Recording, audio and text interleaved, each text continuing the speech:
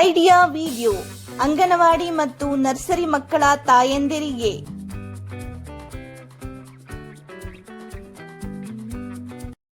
ನಮಸ್ಕಾರ. ಇಂದಿನ ಸಭೆಗೆ ನಿಮ್ಮೆಲ್ಲರಿಗೂ ಸ್ವಾಗತ. ಕಳೆದ ವಾರದ ಐಡಿಯಾ ವಿಡಿಯೋ ನಿಮಗೆ ಇಷ್ಟವಾಗಿದೆ ಎಂದು ನಾವು ಭಾವಿಸುತ್ತೇವೆ.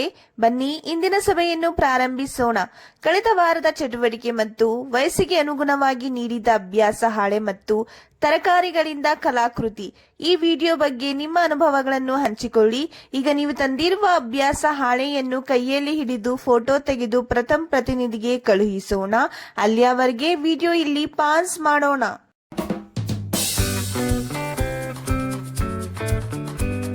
ಬನ್ನಿ ಮುಂದಿನ ಚಟುವಟಿಕೆಯನ್ನು ಮಾಡೋಣ. ಇದರ ಹೆಸರು ಮಾಡಿ ನೋಡೋಣ. ಎಲ್ಲಾ ತಾಯಂದಿರನ್ನು ವೃತ್ತದಲ್ಲಿ ಕುಳಿತುಕೊಳ್ಳಲು ಹೇಳಿ. ಒಂದು ಬಲೂನ್ ತೆಗೆದುಕೊಳ್ಳಿ ಮತ್ತು ಮಧ್ಯದಲ್ಲಿ ಕೆಲವು ಕಾಗದದ ಲೋಟಗಳನ್ನು ಉಲ್ಟಾ ಇಡಿ. ಈಗ ಪ್ರತಿ ತಾಯಿಯು ಬಲೂನ್ ಅನ್ನು ಗಾಳಿಯಲ್ಲಿ ಹಾರಿಸಬೇಕು ಮತ್ತು ಬಲೂನ್ ನೆಲಕ್ಕೆ ತಲುಪುವ ಮೊದಲು ಲೋಟಗಳನ್ನು ಸರಿಯಾಗಿ ಇಡಬೇಕು. ಬಲೂನ್ ನೆಲದ ಮೇಲೆ ಬೀಳದಂತೆ ತಡೆಯಲು ಬಲೂನ್ ಅನ್ನು ಮಧ್ಯದಲ್ಲಿ ಹಾರಿಸುತ್ತಾ ಹೋಗಬೇಕು. ಬಲೂನ್ ಕೆಳಗೆ ಬಿದ್ದರೆ ತಾಯಿ ಔಟ್ ಆಗುತ್ತಾರೆ. ಯಾವ ತಾಯಿ ಹೆಚ್ಚು ಲೋಟಗಳನ್ನು ಸರಿಯಾಗಿ ಇಡುತ್ತಾರೋ ಅವರೇ ವಿಜೇತರಾಗುತ್ತಾರೆ.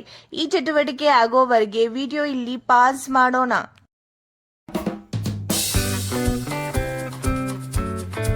ಬನ್ನಿ ಈಗ ಮುಂದಿನ ಚಟುವಟಿಕೆಯನ್ನು ಮಾಡೋಣ. ಇದರ ಹೆಸರು ಏನಾದರೂ ಹೊಸದನ್ನು ಕಲಿಯೋಣ. ಇಂದಿನ ಡಿಜಿಟಲ್ ಕಾಲದಲ್ಲಿ ನಮ್ಮ ವೈಯಕ್ತಿಕ ಮಾಹಿತಿಯನ್ನು ತಪ್ಪಾಗಿ ಬಳಸಿಕೊಂಡು ಮೋಸ ಮಾಡಬಹುದು. ಅಂತಹ ಪರಿಸ್ಥಿತಿಯಲ್ಲಿ ನಾವು ಹೆಚ್ಚಿನ ಮುನ್ನೆಚ್ಚರಿಕೆಗಳನ್ನು ತೆಗೆದುಕೊಳ್ಳಬೇಕಾಗಿದೆ. ಆದರೆ ಹೇಗೆ? ಬನ್ನಿ ಈ ವಿಡಿಯೋ ನೋಡಿ ಅರ್ಥ ಮಾಡಿಕೊಳ್ಳೋಣ. ಪಾಸ್ವರ್ಡ್ ಒಂದು ರೀತಿಯ ವೈಯಕ್ತಿಕ ಮಾಹಿತಿಯಾಗಿದ್ದು ಅದರಲ್ಲಿ ಒಂದು ರಹಸ್ಯ ಸಂಯೋಜನೆ ಇರುತ್ತದೆ.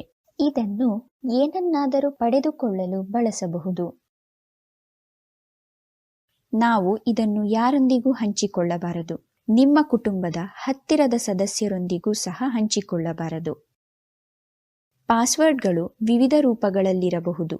ಉದಾಹರಣೆಗೆ phone passcode, bank pin, online banking OTP, one time password, UPI unified payment interface pin.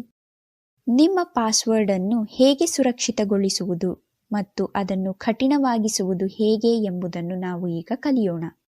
ಕಠಿಣವಾದ ಪಾಸ್ವರ್ಡ್ಗಳು ನೀವು ನೆನಪಿಟ್ಟುಕೊಳ್ಳಲು ಸುಲಭವಾದ ವಾಕ್ಯವನ್ನು ಆಧರಿಸಿವೆ ಮತ್ತು ಬೇರೆಯವರಿಗೆ ಅದನ್ನು ಊಹಿಸಲು ಸಹ ಕಷ್ಟವಾಗುತ್ತದೆ. ಯಾರೋ ತಮ್ಮ ಪಾಸ್ವರ್ಡ್ ಅನ್ನು ಅವರ ಹುಟ್ಟಿದ ದಿನಾಂಕ, ಹೆಸರು, ಫೋನ್ ಸಂಖ್ಯೆ ಮುಂತಾದ ವೈಯಕ್ತಿಕ ಮಾಹಿತಿಯನ್ನು ಒಳಗೊಂಡ ರೂಪದಲ್ಲಿ ಉಪಯೋಗಿಸಬಾರದು. ಏಕೆಂದರೆ ಸಂಭಾವ್ಯ ಸ್ಕ್ಯಾಮರ್ಗಳು ಅವುಗಳನ್ನು ಬಹಳ ಸುಲಭವಾಗಿ ಊಹಿಸಬಹುದಾಗಿದೆ. ನೀವು ನಿಮ್ಮ ತಂದೆ, ತಾಯಿ ಅಥವಾ ಪೋಷಕರನ್ನು ಹೊರತುಪಡಿಸಿ ಬೇರೆ ಯಾರೊಂದಿಗೂ ಪಾಸ್ವರ್ಡ್ ಅನ್ನು ಹಂಚಿಕೊಳ್ಳಬಾರದು. ಕಠಿಣವಾದ ಪಾಸ್ವರ್ಡ್ನೊಂದಿಗೆ ನಿಮ್ಮ ರಹಸ್ಯಗಳನ್ನು ಸುರಕ್ಷಿತವಾಗಿರಿಸಲು ಈ ಸಲಹೆಗಳನ್ನು ನೆನಪಿಡಿ. ಕನಿಷ್ಠ 8 ಸಂಖ್ಯಾಕ್ಷರಗಳನ್ನು ಬಳಸಿ. ಅಕ್ಷರಗಳು ದೊಡ್ಡಕ್ಷರ ಮತ್ತು ಸಣ್ಣಕ್ಷರ, ಸಂಖ್ಯೆಗಳು ಮತ್ತು ಚಿಹ್ನೆಗಳ ಸಂಯೋಜನೆಗಳನ್ನು ಬಳಸಿ. ನಿಮ್ಮ ಪ್ರತಿಯೊಂದು ಪ್ರಮುಖ ಖಾತೆಗಳಿಗೆ ಬೇರೆ ಬೇರೆ ಪಾಸ್ವರ್ಡ್ ಬಳಸಿ. ನಿಮ್ಮ ಪಾಸ್ವರ್ಡ್ಗಳನ್ನು ಸುಲಭವಾಗಿ ನೆನಪಿಡುವಂತಿದ್ದರೆ ನೀವು ಅವುಗಳನ್ನು ಬರೆಯಬೇಕಾಗಿಲ್ಲ, ಏಕೆಂದರೆ ಇದು ಅಪಾಯಕಾರಿ. ಒಂದು ವೇಳೆ ನಿಮ್ಮ ಪಾಸ್ವರ್ಡ್ ನಿಮ್ಮ ತಂದೆ, ತಾಯಿ ಅಥವಾ ಪೋಷಕರನ್ನು ಹೊರತುಪಡಿಸಿ ಬೇರೊಬ್ಬರಿಗೆ ಗೊತ್ತಾಗಿದೆ ಎಂದು ನೀವು ಭಾವಿಸಿದರೆ ತಕ್ಷಣವೇ ಪಾಸ್ವರ್ಡ್ ಅನ್ನು ಬದಲಾಯಿಸಿ. ನಿಮ್ಮ ಡಿವೈಸ್ನಲ್ಲಿ ಯಾವಾಗಲೂ ಕಠಿಣವಾದ ಸ್ಕ್ರೀನ್ ಲಾಕ್ ಅನ್ನು ಬಳಸಿ. ಒಂದು ವೇಳೆ ನಿಮ್ಮ ಡಿವೈಸ್ ಅಪರಿಚಿತರ ಕೈಗೆ ಸಿಗುವ ಸಂದರ್ಭದಲ್ಲಿ ಆಟೋಮ್ಯಾಟಿಕ್ ಆಗಿ ಲಾಕ್ ಆಗುವಂತೆ ಸೆಟ್ಟಿಂಗ್ ಮಾಡಿ. ನಿಮ್ಮ ರಹಸ್ಯವನ್ನು ಸುರಕ್ಷಿತವಾಗಿರಿಸಿ. ಇಂಟರ್ನೆಟ್ ಆಸಮ್ ಆಗಿರಿ. ಈ ವಿಡಿಯೋದಿಂದ ನೀವು ಹೇಗೆ ಪ್ರಯೋಜನ ಪಡೆಯಬಹುದು? ಎಲ್ಲಾ ತಾಯಂದಿರು ಗುಂಪಿನಲ್ಲಿ ಹೇಳಿ.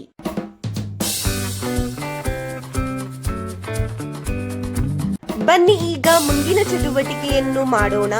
ಇದರ ಹೆಸರು ಮನೆಗೆ ಹೋಗಿ ಮಕ್ಕಳಿಂದ ಮಾಡಿಸಿ. ಮನೆಯಲ್ಲಿ ಮೋಜಿನ ಆಟ. ಕ್ರಮ ಸಂಖ್ಯೆ 1, ಕುಟುಂಬ.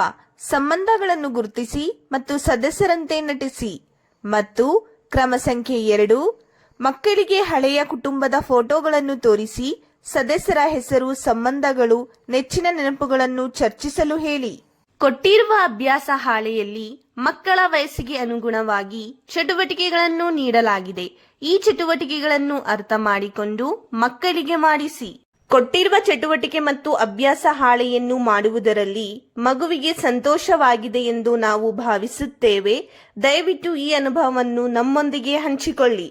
ಇಂದಿನ ಸಭೆ ಇಲ್ಲಿಗೆ ಮುಕ್ತಾಯವಾಯಿತು. ಇಂತಹ ಇನ್ನಷ್ಟು ಹೊಸ ಮಾಹಿತಿ ಮತ್ತು ಚಟುವಟಿಕೆಗಳೊಂದಿಗೆ ಮುಂದಿನ ವಾರ ನಿಮ್ಮನ್ನು ಭೇಟಿ ಮಾಡುತ್ತೇವೆ.